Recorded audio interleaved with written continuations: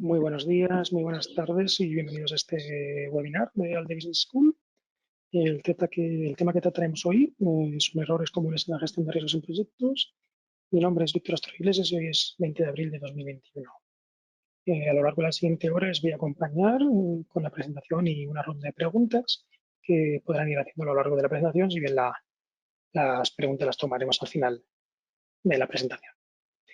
Y como introducción, quería presentarles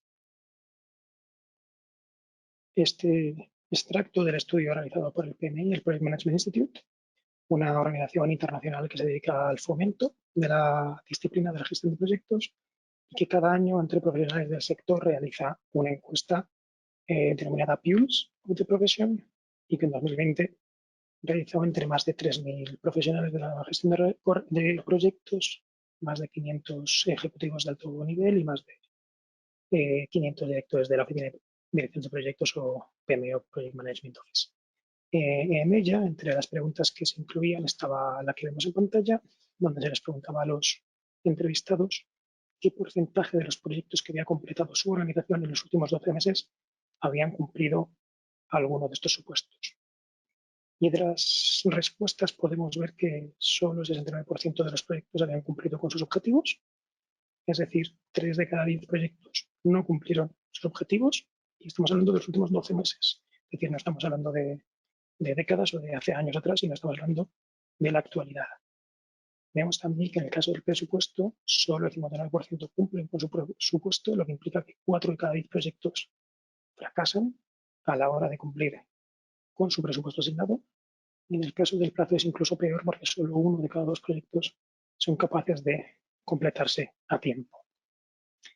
Si hablamos de corrupción del alcance, es decir, de scope creep en inglés, que es un descontrol en los cambios de alcance por falta de documentación, etcétera, podemos ver que sucede en 1 de cada 3 proyectos e incluso que el 13% de los proyectos podemos considerarlos directamente como fracasos. Por último, podemos ver que el 37%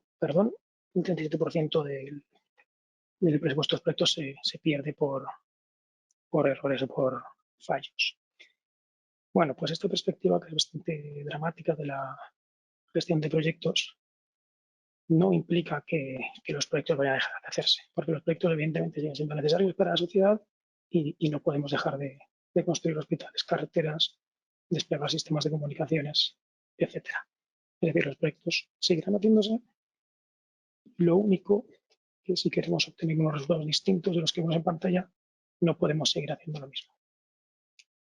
Es decir, si seguimos haciendo lo mismo, tenemos los mismos resultados, tenemos que tratar de mejorar estos números y nosotros, los profesionales de la gestión de riesgos, trataremos de conseguirlo a través de la implantación de procesos de gestión de riesgos.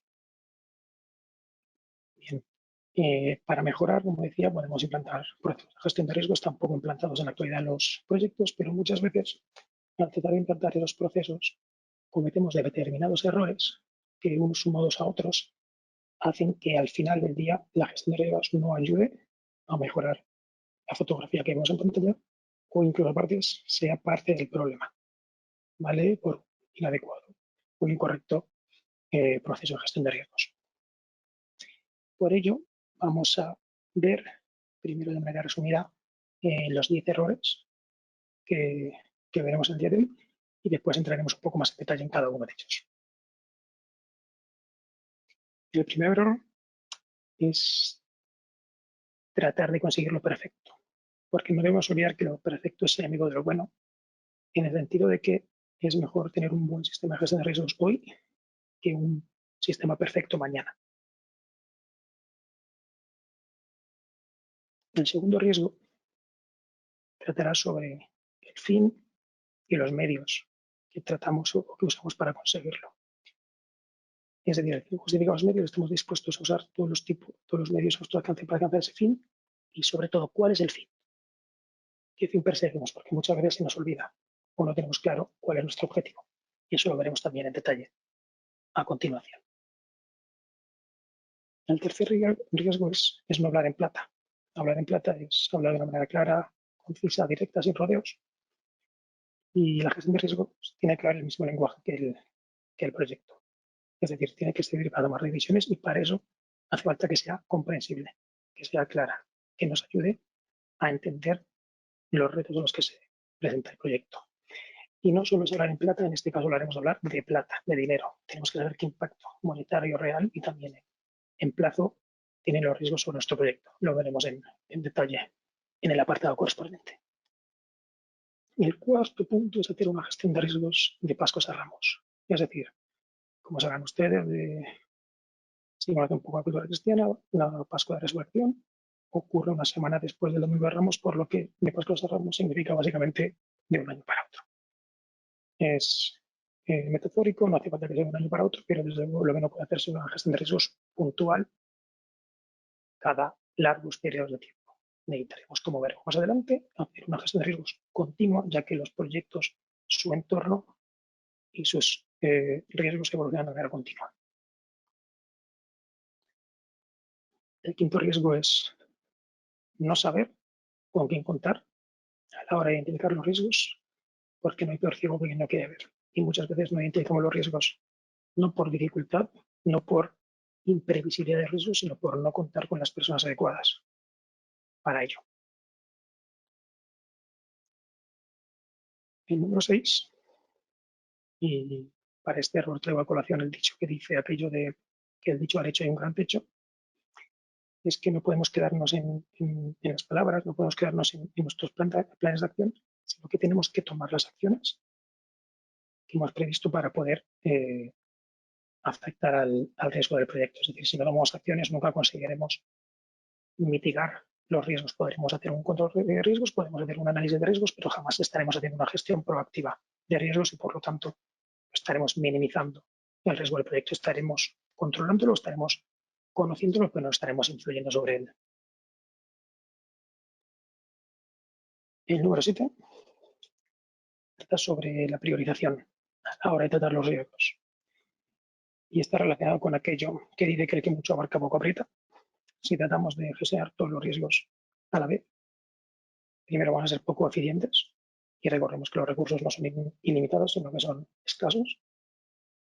Y segundo, no vamos a poder, nos vamos a desbordar, vamos a ser incapaces de sacar valor a lo que queremos hacer. Por lo tanto, tenemos que ser rigurosos a la hora de seleccionar los riesgos que vamos a gestionar. Tenemos que ser rigurosos a la hora de saber cuándo y quién va a gestionar cada riesgo. El número 8 trata sobre el momento adecuado en que debemos implantar el proceso de gestión de riesgos. Y aquí discutiremos sobre si es verdad que más vale tarde que nunca. Es decir, merece la pena implantar la gestión de riesgos en cualquier momento. El penúltimo punto, número 9, es un error muy frecuente y es ser más papista que el Papa en el sentido de ser demasiado ortodoxo en la aplicación de la normativa, de los estándares que conocemos todos. Y a raíz de ello, no ser suficientemente flexible en adaptar los procesos a las necesidades concretas de nuestros proyectos, de nuestras empresas. Y el número 10 y último, que veremos en detalle a continuación, es que por muy bonitos que sean nuestros informes, por muy científicas que parezcan nuestras simulaciones de Monte Carlo o bien presentados que estén los mapas de calor o las matrices de probabilidad de impacto, si los datos de fondo no son buenos, si la calidad de los datos en los que nos basamos, si las identificaciones y evaluaciones de riesgos no son buenas, eso no vale para nada. Y aunque la mona se vista de seda, buena se queda. Estos 10 puntos, como vamos a ver en todo momento, están evidentemente interrelacionados. No puede existir uno sin el otro porque todos en su conjunto ayudan a tener una gestión de riesgos completa, sencilla y eficaz. Y vamos a entrar en profundidad en cada uno de ellos. El primero, como decíamos, es que lo perfecto es enemigo de lo bueno. Y el error que solemos cometer es ser demasiado ambiciosos. Bien, nosotros hemos estudiado todos detalles de la gestión de proyecto, conocemos la normativa, conocemos los términos, la jerga del sector, el apetito al riesgo, conocemos la exposición, conocemos Monte Carlo, conocemos muchísimos términos. que quizás no son conocidos para el resto de miembros de la gestión de proyectos porque tienen otras especialidades o no están interesados en este sistema. Pero nosotros, al conocer todos estos aspectos y tener el encargo de montar un sistema de gestión de riesgos, tratamos de hacer un sistema completo que dé cabida a todos nuestros conocimientos. Esto que en la teoría sobre el papel puede ser perfectamente viable, en la realidad tiene dos problemas. El primero es que genera un exceso de complejidad al sistema, lo que redunda en una difícil adaptación del proceso por los miembros del equipo. Es decir, por muy bueno que sea nuestro sistema de gestión de riesgos, si no lo utiliza el equipo de proyecto no vale para nada. Por lo tanto, tenemos que huir de la complejidad e ir hacia la sencillez. Y el segundo problema que crea es que cuanto más complejo sea nuestro sistema, más información va a requerir y más recursos va a absorber del proyecto. Lo que, una vez más, va a hacer difícil que sea adoptado por el equipo de proyecto. ¿Qué propuesta haría yo en este sentido? Y lo primero es hacer un producto mínimo viable, en inglés el Minimum Viable Product. Básicamente, hagamos el sistema de gestión de riesgos más sencillo que nos sirva. Muchas veces es suficiente, si estamos en un nivel básico, con básicamente un listado, un registro de riesgos y acciones, y a ser posible un simulador de Monte Carlo, pero muchas veces ni siquiera es necesario. Simplemente con tener un registro de acciones y de riesgos con sus responsables y sus fechas es más que suficiente. Y a partir de ahí, con mejoras incrementales, podremos llegar o aspirar a tener nuestro sistema perfecto. Pero lo primero es tener un sistema que funcione. Un sistema que sea de fácil adaptación por el equipo y que se empiece a utilizar. Si no hay un sistema de gestión de riesgos montado en el sistema, es fácil que a poco esfuerzo que hagamos consigamos grandes resultados. Por lo que les recomiendo que lo primero que hagan sea montar un sistema de gestión de riesgos sencillo, ponerlo a andar y con el feedback que obtengamos de los usuarios, mejorarlo poco a poco en siguientes proyectos, en siguientes años, hasta obtener un sistema que nos sirva perfectamente a nuestras aspiraciones. Pero empezar con poca ambición, simplemente tener algo que funcione. El siguiente error, comentábamos si el fin justifica los medios. Aquí muchas veces, como comentaba, nos olvidamos de cuál es nuestro fin. Y muchas veces consideramos que la gestión de riesgos es un fin en sí mismo. Es decir, nuestro objetivo es montar un sistema de gestión de riesgos. Y entonces intentamos dedicar el máximo de recursos posibles a ello. Y evidentemente los recursos, como decíamos antes, no son infinitos, son escasos y los desviamos de otras áreas de proyecto. Bien, la gestión de riesgos no es un fin. La gestión de riesgos es un medio para alcanzar el fin, el objetivo. Nuestro objetivo, y esto es algo que no podemos olvidar nunca, es cumplir con los objetivos del proyecto. Eso que ahora hace solamente un 69% de los proyectos. Queremos cumplir con el presupuesto y con el plazo. Y la gestión de riesgos tiene que ser una ayuda para cumplir con los objetivos. No puede ser un objetivo en sí mismo. Es decir, montar un sistema de gestión de riesgos por sí no tiene ningún sentido.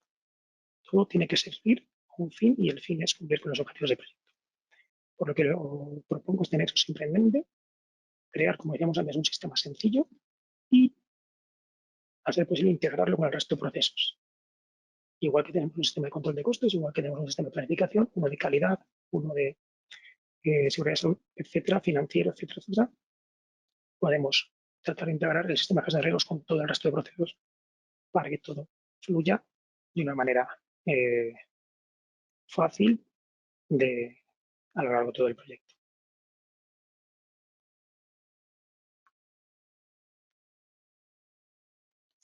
El tercer error es una hora en plata y aquí vamos a contraponer o comparar los análisis cualitativos, sobre todo cuando se usan de manera exclusiva, con la combinación de análisis cualitativos y cuantitativos.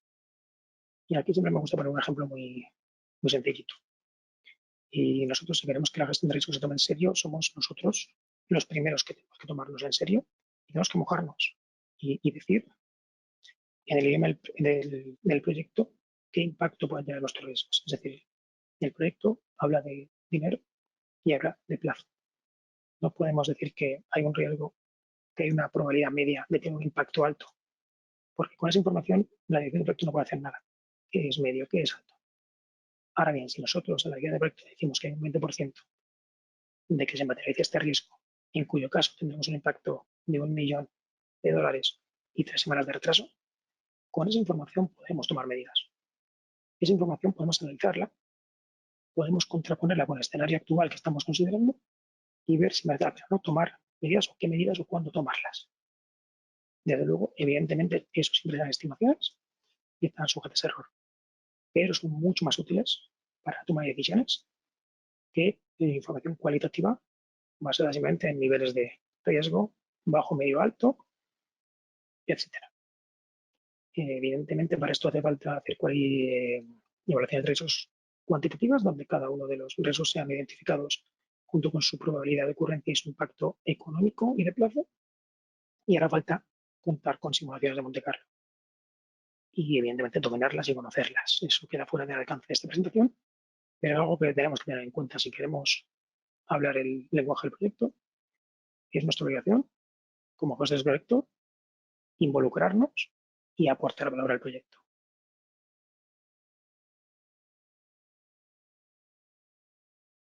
El número 4, que comentaba anteriormente, y pasos a ramos, son, pongo entre comillas, revisiones trimestrales, porque es algo bastante típico en muchos requisitos de clientes o muchos procedimientos de empresas, pero básicamente se refiere a proyectos donde se hace primero una reunión de lanzamiento de gestión de riesgos, se saca un listado de riesgos y no se vuelve a revisar hasta 3 meses después, 6 meses, cuando sea.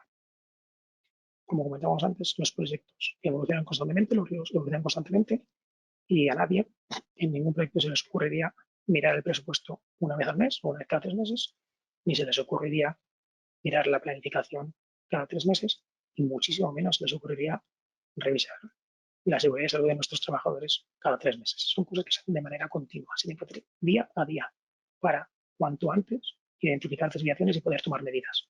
Cuanto antes tomamos las medidas, más fácil será corregir todas esas desviaciones. Otra cosa es que informemos de manera semanal, mensual o trimestral y se generen informes ex profeso para ello. Pero la monitorización debe ser continua y de ahí la insistencia en integrar la gestión de riesgos en los procesos existentes para que a la vez que revisemos costes, revisemos riesgos, a la vez que revisemos plazos, revisemos riesgos, a la vez que revisemos alcance, revisemos riesgos y todo vaya de la mano a lo largo de todo el proyecto y vaya junto a los informes y vaya junto a la dirección para que, basada en esa información, puedan tomar decisiones. El riesgo número 5, que decíamos que no hay peor ciego que quien no quiere ver, es contar solo con expertos ajenos al proyecto, digamos, o ajenos a la primera línea del proyecto para identificar los riesgos. Muchas veces la gestión de riesgos, el análisis y la identificación se hace solo con el jefe de proyecto, con, digamos, personas de alto nivel, con expertos, gurús de su campo, pero no con el equipo de proyecto. Y eso es un error. Primero porque, bueno, 4 ojos ven más que 2 y cuanta más gente, hasta dentro del límite, evidentemente, cuanta más gente involucremos, más resolveremos desde más perspectivas distintas. Por eso conviene involucrar a todas las áreas, desde financiero, el área técnica, área de costes, etcétera. Pero también porque el equipo de proyecto es importante que haga suyo la gestión de riesgos, que haga suya las acciones identificadas para que las tome y tengamos el efecto deseado. Ese generar pertenencia y compromiso del equipo de proyecto se consigue solo si los involucramos desde el primer momento y les tenemos en cuenta. Podemos, evidentemente, contar con la ayuda de expertos y es, desde luego, positivo, pero la base tiene que ser el equipo de proyecto. Y en línea con este error también muchas veces cometemos el error de ignorar los riesgos de terceros, es decir, de nuestros clientes, de nuestros suministradores, proveedores, etc. Si el cliente, por ejemplo, es responsable de los permisos, autorizaciones de las autoridades para desarrollar el proyecto, pues muchas veces el hecho de que se rechace un permiso no es un riesgo nuestro, es del cliente. Bien, pues aunque directamente sea un riesgo del cliente o del suministrador, quien sea, a nosotros nos acaba afectando de una manera aunque sea indirecta. Entonces no podemos despreciar los riesgos de las terceras partes, tenemos al menos que contemplarlos, aunque no podamos hacer nada, y desde luego intentar estar al día de ellos, preguntar a nuestros clientes, a nuestros suministradores, cómo van esos riesgos para cuanto antes identificar si hay un problema y protegernos ante ellos. Porque debemos tener claro que si le va mal a nuestro cliente, si le va mal a nuestro suministrador, nos irá mal a nosotros. En cambio, si le va bien al cliente, si le va bien al suministrador, nos irá bien a nosotros. Por eso la gestión de riesgos muchas veces, bueno, siempre debería contar realmente con la colaboración de todas las partes. Evidentemente, a veces es complicado por las implicaciones contractuales que tiene para unos o para otros, pero de luego la colaboración es fundamental. Y de aquí pasamos al error número 6 y ya la segunda parte de los errores que vamos a comentar. Y me atrevería a decir que el más importante. El dicho al hecho y gran trecho. Bien, muchísimas veces, el proceso de gestión de riesgos acaba con el análisis de los riesgos. Es decir, identificamos riesgos, los valoramos, identificamos muchas veces incluso las acciones a tomar y nos quedamos ahí. Es decir, nos quedamos en el escenario pre-mitigación. Identificamos los riesgos, identificamos el impacto, identificamos lo que hay que hacer, pero después nunca lo hacemos. Nunca lo hacemos.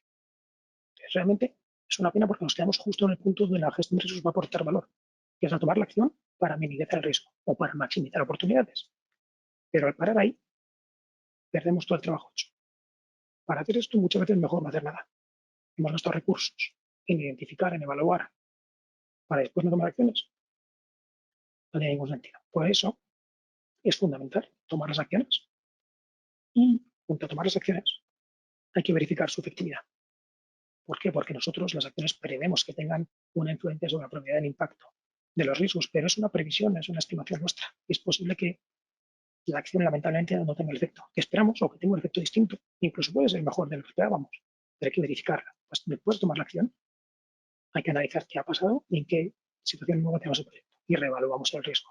Si ha desaparecido, perfecto.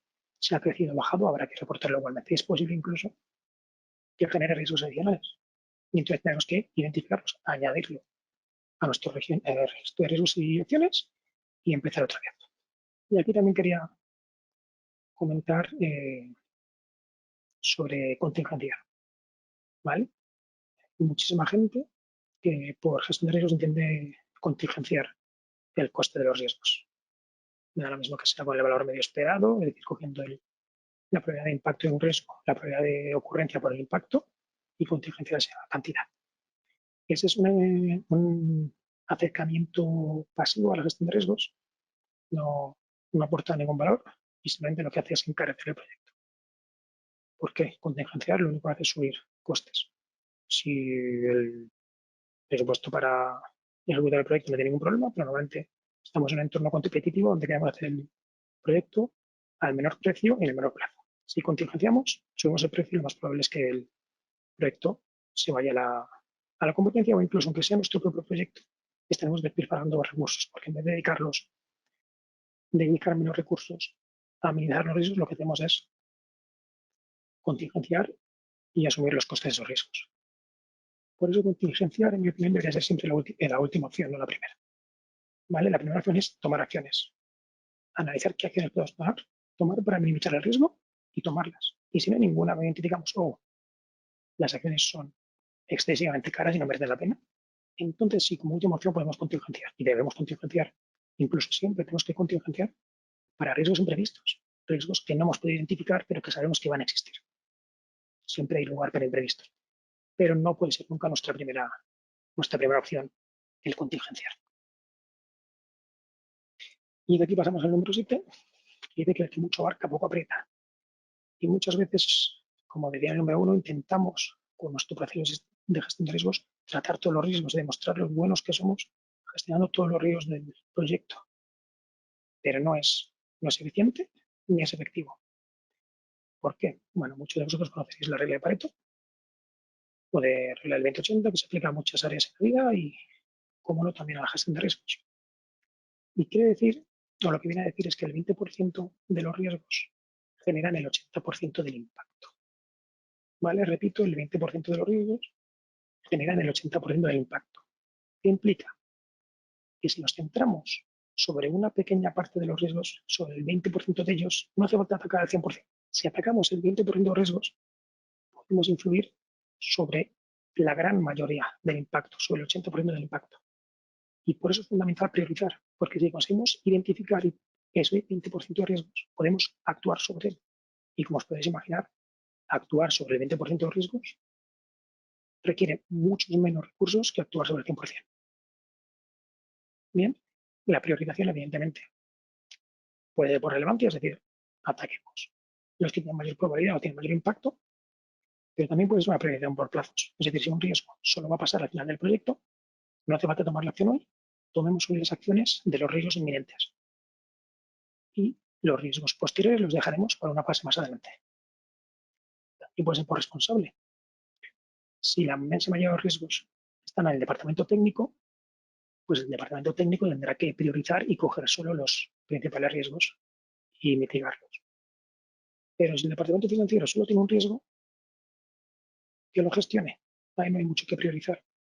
Es decir, no sobrecarguemos unas áreas y dejemos otras vacías. Intentemos priorizar con ciertos criterios para dar el máximo provecho a unos recursos limitados.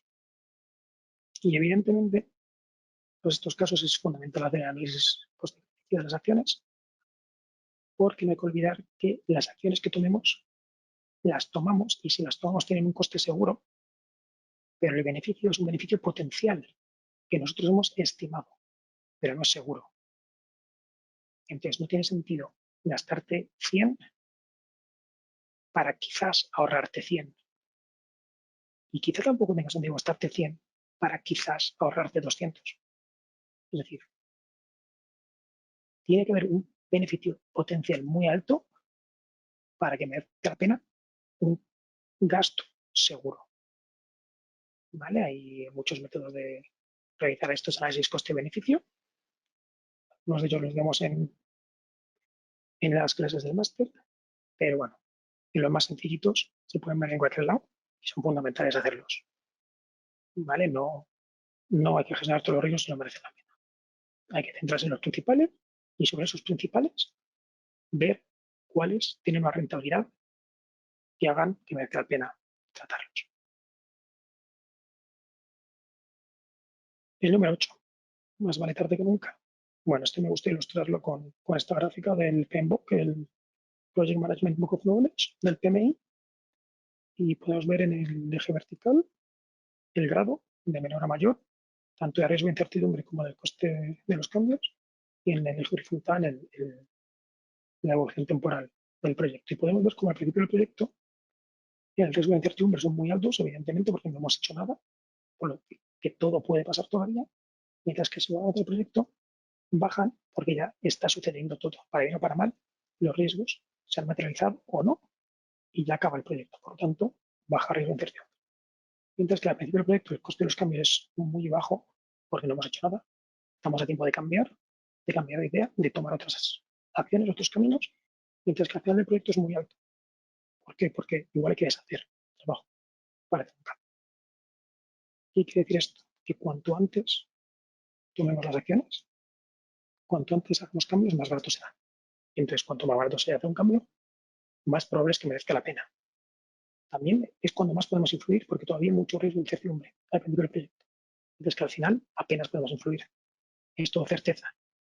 No hay nada que esté todavía abierto a influencias.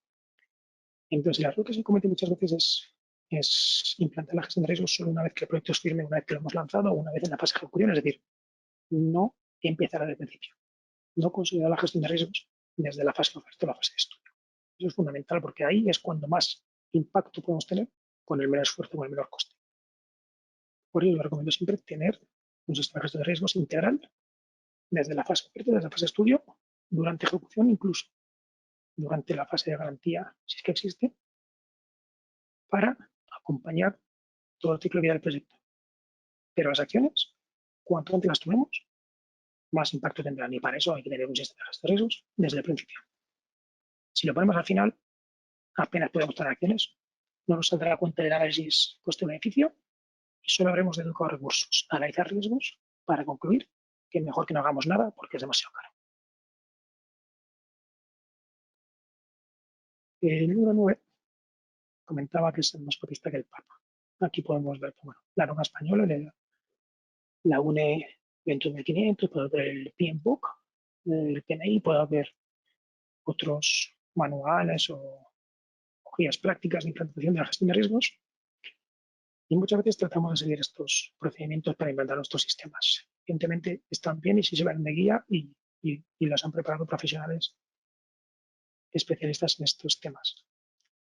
Pero al final, como comentábamos, nuestro objetivo es ayudar a nuestro proyecto a cumplir coste y plazo, ayudar a nuestra empresa a que sus proyectos cumplan los objetivos y para eso tenemos que adaptar a nuestras necesidades. Y estas guías son genéricas. Nuestros proyectos son concretos y nuestras empresas son concretas con sus cosas positivas y negativas. Y no hay que tener miedo a ser heterodoxo, incluso a veces a romper las reglas, las recomendaciones o las guías, si nosotros consideramos que eso sirve al bien de nuestros proyectos y sirve a nuestros objetivos. Muchas veces nos quedamos en la teoría.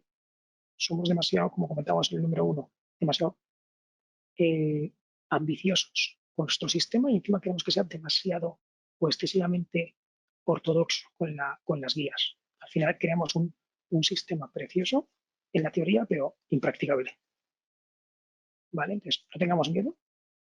El conocimiento hay que obtenerlo, todas estas guías y todas estas informaciones, pero es fundamental adaptarlo sin ningún miedo a nuestras necesidades. Y de aquí pasamos al último de los riesgos que quería comentar y que adelantaba con este refrán, aunque la mona se viste de seda, mona se queda. Y aquí el error muchas veces, hablo de las simulaciones de Monte Carlo y tomarlas como una verdad absoluta, vemos simulaciones de Monte Carlo, vemos curvas probabilísticas de distribución del perfil de riesgo y parece que están sacadas de modelos matemáticos científicos con una gran base técnica detrás.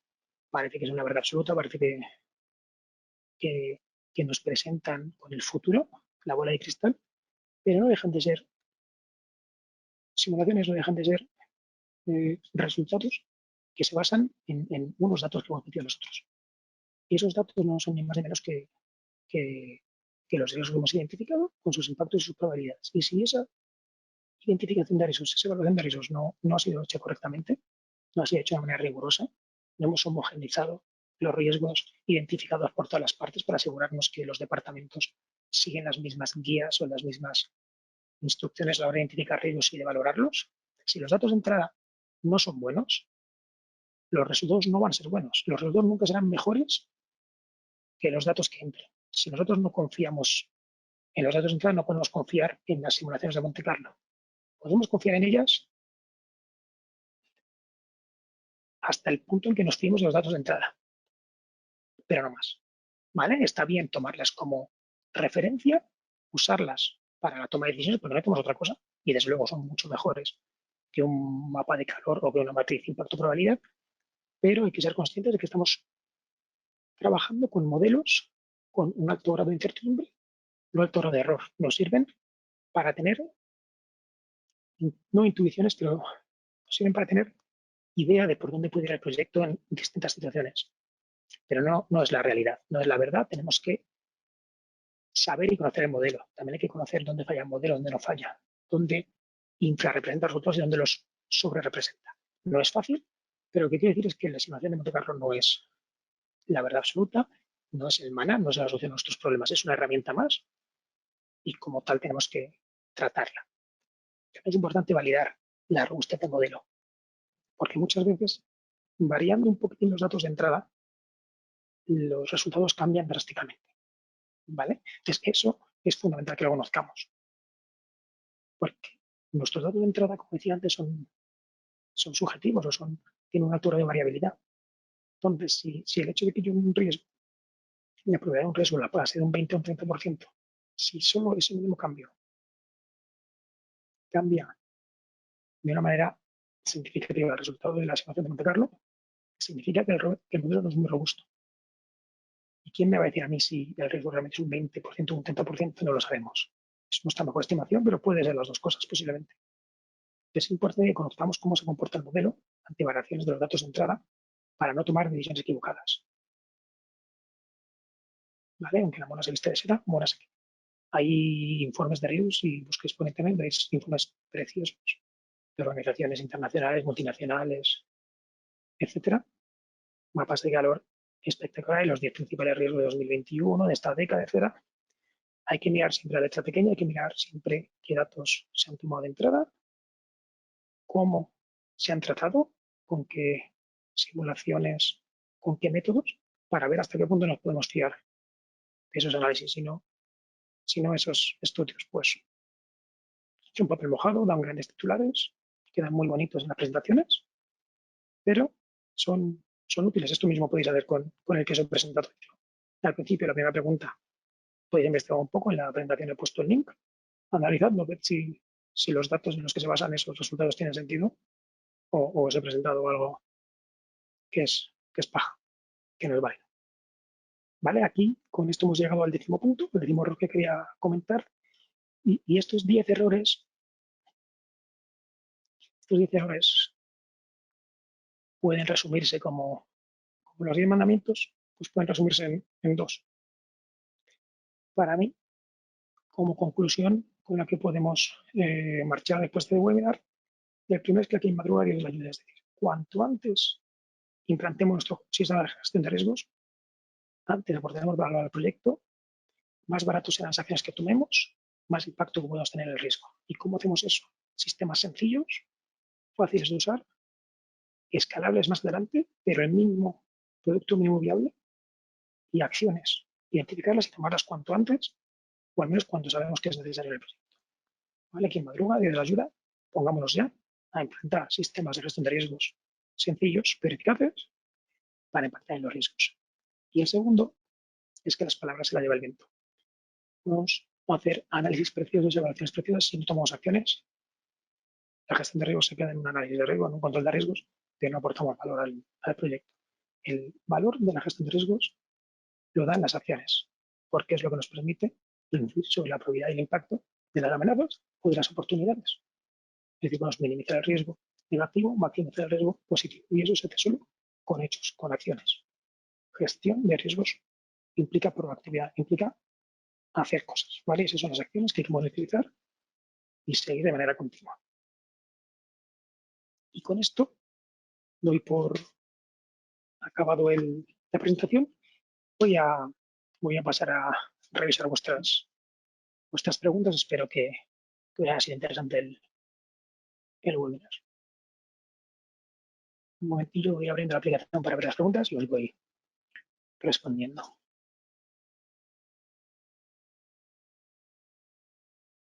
Bueno, algunas preguntas que son más sobre si la presentación estará en nuestros correos, si se va a compartir, etcétera. Eso, bueno, lo veréis en el canal de ALDE de YouTube y os llegará mañana un correo con el link para que podáis volver a verla. Pero bueno, las preguntas que se den un poco más sobre el contenido, voy a responder primero, por ejemplo, a Gregorio, que pregunta cuál sería la mejor manera de clasificar los riesgos. Bueno, maneras de clasificar los riesgos hay todas y más. Lo que hay que hacer es atender a los objetivos del proyecto. Lo normal es que nuestros objetivos sean coste y plazo, y entonces tiene mucho sentido clasificarlos por el impacto que tienen en el coste y en el plazo. Pero puede haber proyectos que solo nos importen en cuanto a coste, entonces no tiene sentido analizar su impacto en plazo porque nos da lo mismo, o proyectos donde sea especialmente importante la calidad. Podemos clasificarlo así también. Se puede clasificar por responsables de las acciones, es decir, al final los círculos identificamos para tomar acciones y las acciones se van a asignar a responsables. Al final, si asignamos acciones a responsables, tiene sentido clasificar riesgos por áreas de responsabilidad. Y eso depende de nuestro proyecto, qué áreas tenemos. ¿Vale? Porque al final, para que tengamos una acción, habrá que asignar un responsable. Así es como podemos hacerlo. Pero bueno, hay muchos métodos, podéis verlos en el PMBOK, lo podéis también en los apuntes de clase, si estáis apuntados al máster, hay todo tipo de clasificaciones, pero bueno, esta respuesta ya aporta un poquito a Gregorio. A ver. Nos comentaba Miguel Ángel también si en el informe de costes, cuando premitigas el coste de la acción, ¿lo metes en el presupuesto o solo en el forecast? Vale, muy buena pregunta. Como contaba, las acciones tienen un coste real. Y si decidimos tomar esa acción, que se va a tomar esa acción, el coste de esa acción, hay que meterlo en el presupuesto. es un coste real que vamos a incurrir. Igual que si esa acción tiene que entrar en el planning, en la planificación, hay que planificar cuándo se va a tomar, quién y dónde. ¿Vale? Entonces, el coste de la acción, efectivamente, es un coste real y tiene que estar en el presupuesto.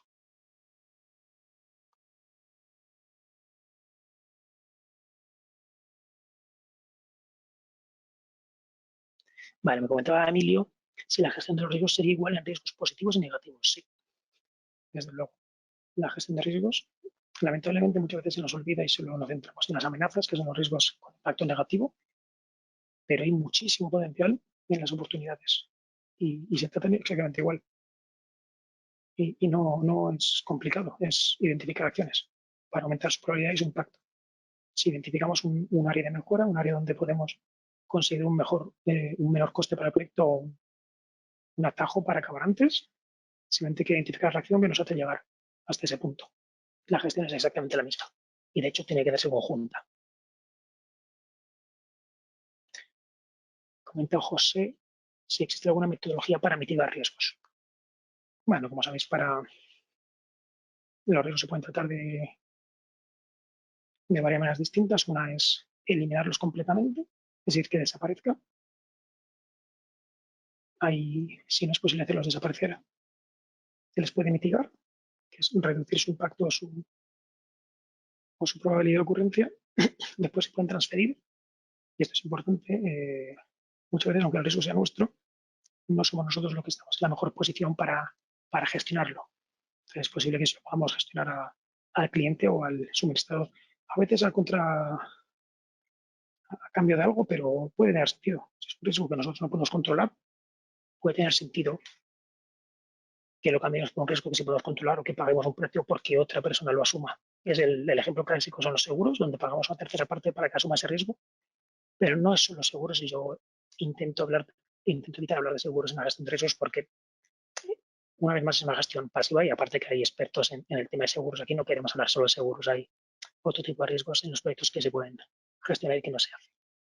Y la última manera, Emilio, es aceptar los riesgos, es decir, oye, sabemos que está ahí, pero quizás no merece la pena hacer nada y si ocurre el riesgo, pues asumimos las consecuencias. Igual el impacto es pequeño, la probabilidad es pequeña y decidimos que no merece la pena dedicar recursos porque la acción sería demasiado cara, por ejemplo. La pregunta era de José. Estos mismos cuatro maneras de mitigar riesgos o de gestionar riesgos existen también para las oportunidades. El nombre es distinto. En vez de mitigar un riesgo se llama explotar un riesgo o maximizar un riesgo, pero el concepto es el mismo, es aceptarlo, asegurarlo, explotarlo o transferirlo. Una oportunidad puede ser interesante para nosotros, pero hay quizá una tercera parte que puede hacer mejor provecho de eso. Muchas veces los bancos podemos dar sistemas como el factoring o gestión de facturas para ahorrar nosotros un dinero y que lo gestione el banco, que es el que sabe hacer esas cosas. Vale, comenta Andrés que sería un indicador de riesgos aplicable. Bueno, no sé si entiendo bien la pregunta, pero para mí, como comentaba en uno de los puntos, es que los riesgos tienen que hablar el idioma del proyecto. Entonces, para mí, un indicador aplicable o interesante, es decir, con un cierto nivel de confianza, por ejemplo, 80%, qué impacto esperamos que tengan los riesgos en el proyecto, tanto en coste como en plazo. Es decir, con un 80% de confianza, yo creo que los riesgos o estimamos, base a nuestra simulación de Monte Carlo, es decir, con un 80% de confianza, en base a nuestra simulación de Monte Carlo, estimamos que el impacto de los riesgos del proyecto no superarán los 2 millones de dólares y los 2 meses, por ejemplo. ¿Vale? Para mí eso es, porque estamos hablando el lenguaje del proyecto que es coste y plazo. Cualquier otro indicador, pues bueno, el número de riesgos no es lo mismo. No es lo mismo que haya 800 riesgos si son pequeños y no es lo mismo que haya solo un riesgo si es tremendo, gigantesco. Es importante el impacto que tienen esos riesgos y para eso la influencia que tienen y para eso lo vemos con Monte Carlo. Comenta María Guadalupe si puede cambiarse el proyecto cuando un riesgo es alto. Bueno, depende del proyecto, claro, pero desde luego hay que considerarlo, sobre todo en fase de oferta, en fase de estudio, en un proyecto interno. Si vemos unos riesgos altos proyectos, si vemos que el proyecto tiene un perfil de riesgo demasiado alto, hay que analizarlo, pero si merece la pena. Por ejemplo, los proyectos de innovación, de desarrollo, son proyectos de per se que tienen un altísimo riesgo, pero bueno, por eso también se espera que tengan una alta rentabilidad o también por eso muchas veces obtienen ayudas públicas, porque se espera que a largo plazo merezcan la pena, ¿vale? Pero cambiar ese proyecto a veces no será posible, pero desde luego hay que tenerlo en cuenta. Muchas veces a veces merece la pena parar un proyecto a mitad, si no merece la pena, si es demasiado arriesgado.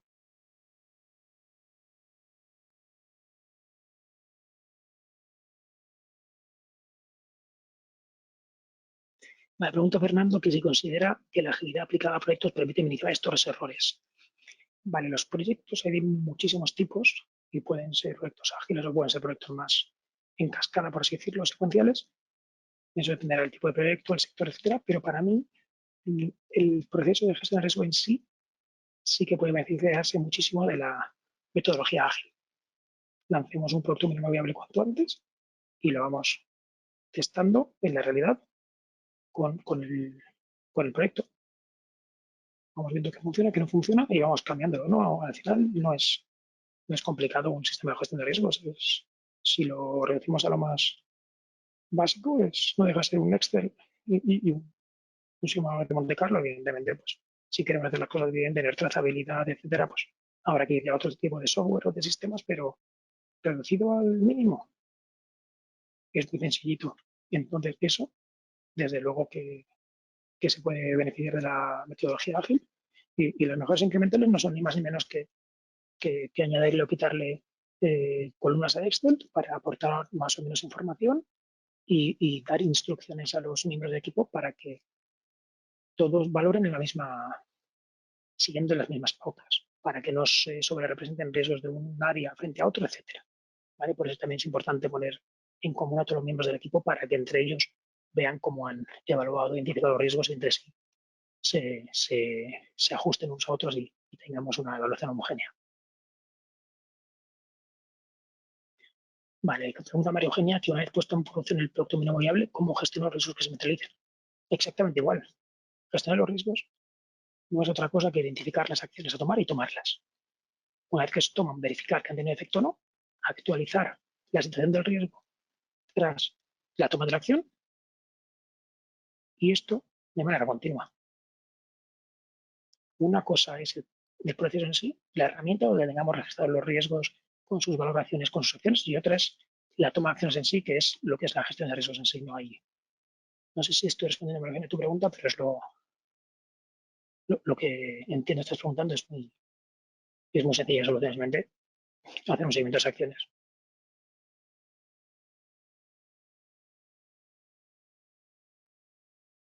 Pregunta Alan que por qué el enfoque basado en riesgos se puede considerar como un error en la pregunta 6, pero en la 8 es considerado como recomendación.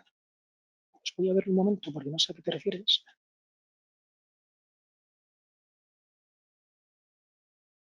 La 6, enfoque basado en riesgos, y la 8,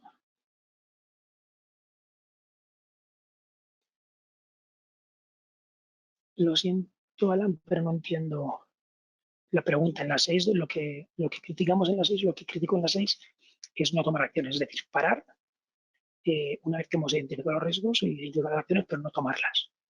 Muchas veces simplemente analizamos los riesgos, hacemos un informe, sacamos un mapa de calor, pero no tomamos acciones. Eso es lo que critico en la diapositiva número 6, en el error número 6. No sé a qué te refieres, lo siento, la verdad.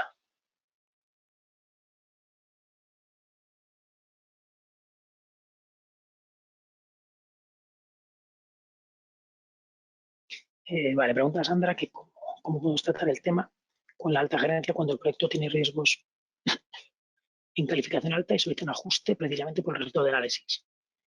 Claro, aquí entramos en que sin el apoyo de la alta dirección es muy difícil implantar un sistema de gestión de riesgos que tenga sentido, que tenga apoyo, que vaya a eh, tener efecto.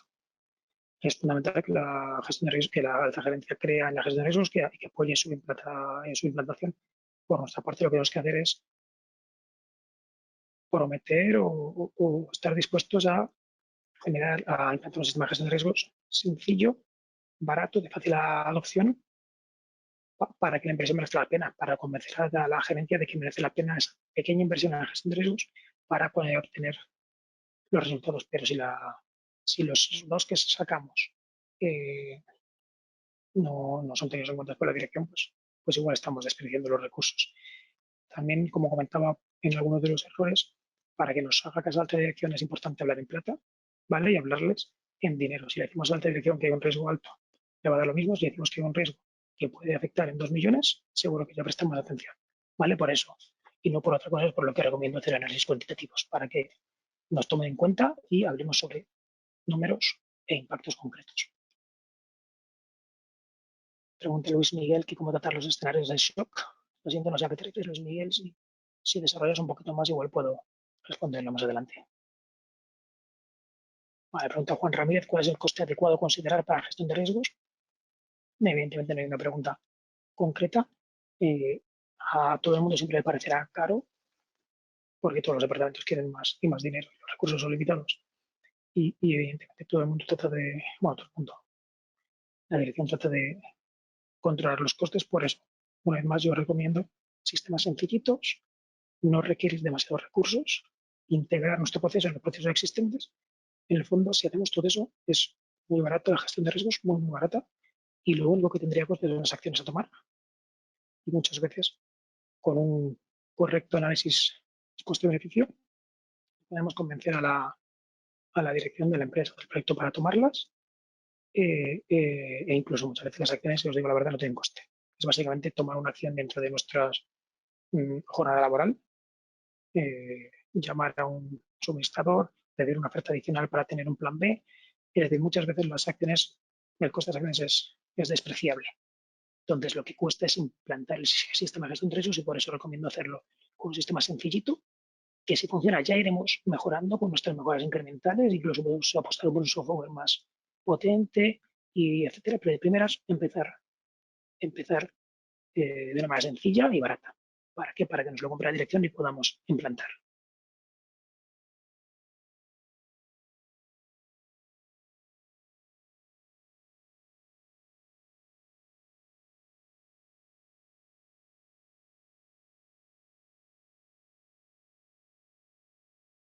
Pregunta Hugo, ¿cómo se incluye apetito y tolerancia en la gestión de riesgos de proyectos? ¿Depende ello de la alta dirección? Metodológicamente, ¿cómo se incluye? No entendí bien lo de contingenciar como última acción. Bueno, eso te pregunto, perdón.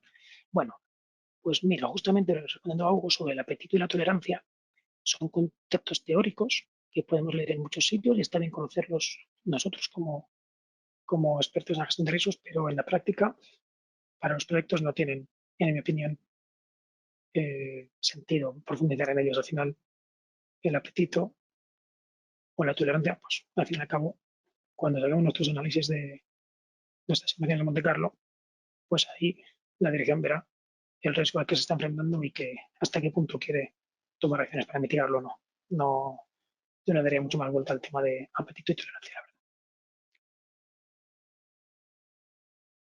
Eh, Decía Juan Carlos Valeriano que no entendió bien lo de la contingencia.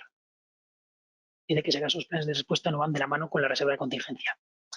Sí, no, es decir, si nosotros identificamos un riesgo que tiene un 50% de probabilidad de causar un impacto de 100.000, pues lo sencillo es coger el 50%, multiplicarlo por 100.000 y contingenciar 50.000.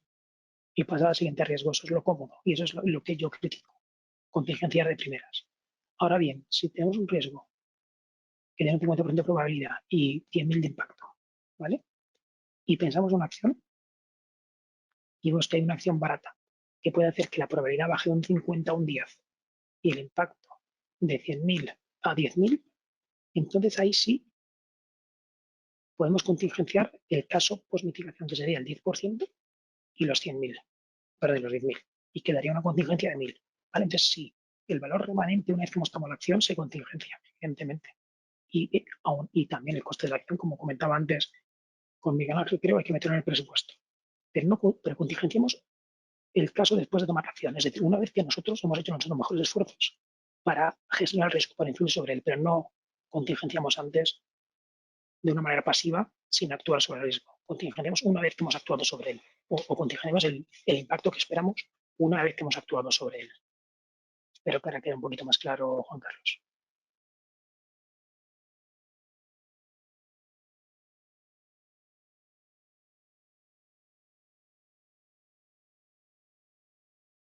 Vale, dice Ramón que lo que estoy promoviendo es enfocarnos en metodologías ágiles, Scrum, no confiar en Monte Carlo y aplicar métodos cualitativos y cuantitativos.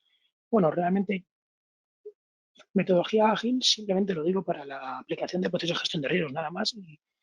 Y una vez más no me centraría en llamarlo metodología ágil, simplemente es, es no sobrecomplicar lo que estamos haciendo. Ir a lo sencillo y montar sobre ello. Lo que queremos llevar ágil, perfecto. Monte Carlo yo confío muchísimo en ellas. De hecho, me parece que es la pieza fundamental para poder hacer análisis cuantitativos y poder hablar en plata a la dirección de proyectos, pero lo que quiero decir es que no hay que darle más importancia que tiene y hay que ser consciente de sus limitaciones. Es lo único que quería poner de relieve. No, no critico Monte Carlo ni mucho menos, es la herramienta de las más valiosas que tenemos. Y sí que critico el uso únicamente cualitativo y creo que es fundamental el análisis cuantitativo. A mí que me digan que los riesgos tienen un impacto alto y una probabilidad media no me aporta nada, como si fuera un director de proyecto no haría caso. Ahora bien, si me dicen que hay una probabilidad de un 10% de que me impacte en 1.000.000, entonces ya me lo tomo en serio y lo analizo. Eso es, en resumidas cuentas, lo que estoy diciendo.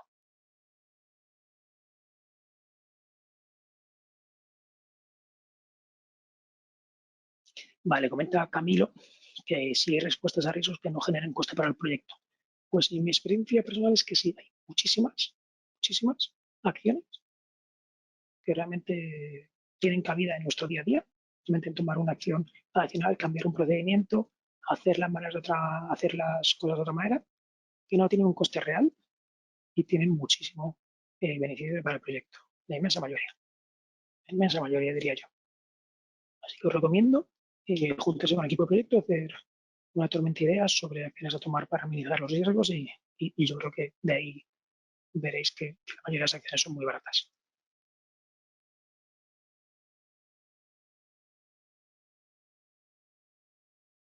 Comenta Miguel Ángel que si me pongo el gorro de la alta dirección, premitigar y contingenciar por los riesgos no es un poco darle rienda suelta al director de proyecto. ¿Cómo lo veo yo? Premitigar y contingenciar. O sea, yo lo que haría como dirección es decirle al director de proyecto que yo no le permito contingenciar de primera, que él me tiene que identificar los riesgos, me tiene que decir para cada uno de esos riesgos qué acción va a tomar. Y una vez que toma esa acción, cómo va a quedar el riesgo. Y entonces, eso segundo, sí le dejo contingenciarlo. Es decir, si me prometes que tomas una acción, te dejo contingenciar el remanente, el residual del riesgo que queda. Pero lo que tienes que hacer es tomar, es gestionar. Tú eres un gestor de proyectos, tienes que gestionar los riesgos, tienes que tomar acciones. Yo no dejaría contingenciar el impacto de premeditación, entre otras cosas, porque no, los presupuestos serían enormes y no tendría ningún sentido. La gestión de riesgos tiene que ser proactiva tomando acciones. Y después sí que puedes contingenciar. Y justamente es lo contrario. Dar rienda suelta al director de proyecto es dejarle contingenciar cualquier cosa. Yo lo que propongo es que el director de proyecto proponga acciones para mitigar los riesgos. Y lo que no pueda mitigar, entonces sí lo contingenciamos. Pero primero tiene que mitigar. Y bueno, se va acercando a las 7 de la tarde, voy a tener que ir acabando. Voy a coger una última pregunta de Hugo que dice que quién absorbe el coste de los riesgos de presentarse y en caso de no presentarse es un ahorro al cliente. Bueno, eso evidentemente depende un poco de cómo esté estructurado todo de la relación comercial con el cliente, pero los riesgos que son nuestros, el coste lo asumimos nosotros. Si ocurren, eh, lo asumimos nosotros, si no ocurren, eso que nos ahorramos. Lo importante es que si hacemos una buena gestión de riesgos, el resultado del proyecto no debería depender de esto, no debería depender de que se presentase, no, porque si se presenta un riesgo debería estar suficientemente mitigado para que su impacto fuera manejable, incluso con las contingencias que hemos considerado, y si no se presenta sería un ahorro. O bueno, habríamos tomado una acción que nos habría costado dinero, pero al cambio hemos conseguido que no se materialice. pero el coste en general, el coste lo asumimos nosotros. Bueno, de los riesgos de los nuestros, el cliente asumirá el coste de sus riesgos y los suministradores de los suyos, cada uno el de los suyos. Voy a tener que dejarlo aquí, aunque todavía queda alguna pregunta por responder. Quiero agradeceros muchísimo vuestra atención y, como comentabas, llevar un correo mañana y en el propio canal de YouTube podréis ver la presentación si estáis interesados en otro momento. Muchas gracias y que tengáis un buen día.